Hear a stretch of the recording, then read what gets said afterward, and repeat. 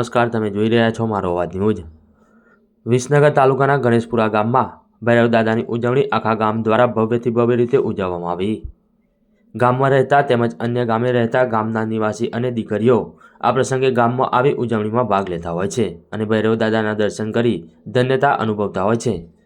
ઉજવણી દરમિયાન ગામમાં સૌ લોકો એકત્ર થઈ વાંસના અંદરથી બનાવેલ ટોપલી લઈ જેમાં પ્રસાદી રૂપે ભાત ભરેલું હોય છે, જેને લઈને ગામમાં આવેલ ભૈરવ દાદાનું જૂનું થળું જોડે ભેગા થઈ એક સાથે વાજતે ગાજતે ભૈરવ દાદાના મંદિરે જાય છે। આ દરમિયાન સમગ્ર ગામ ખાલી જોવા મળે છે અને ગામના લોકો મંદિરે શ્રદ્ધાપૂર્વક એકત્ર થઈ ભૈરવ દાદાને નિવેદ અને પ્રસાદી કરી દર્શન કરી ધન્યતા અનુભવતા હોય છે અને સમય અનુસાર ગામમાં પરત ફરતા હોય છે। ત્યારબાદ ગામના લોકો પ્રસાદી લઈને જમણ કરતા હોય છે। આ એક અલગ જ કરવટું માનવામાં આવે છે।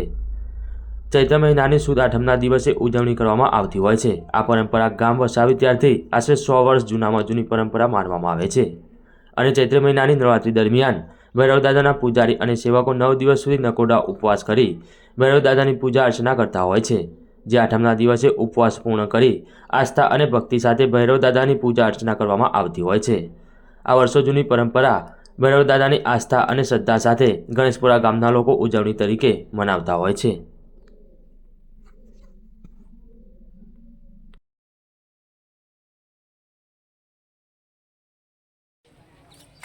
ગામ ગણેશપુરા રાલીસના તાલુકો વિસનગર। હું ઠાકોર પહેલાજી ચતુરજી। અમારા ગામમાં દર વર્ષે ચૈતર સુદ આઠમના રોજ ભૈરવ દાદાના નિમિત્તે ઉજાણી કરવામાં આવે છે।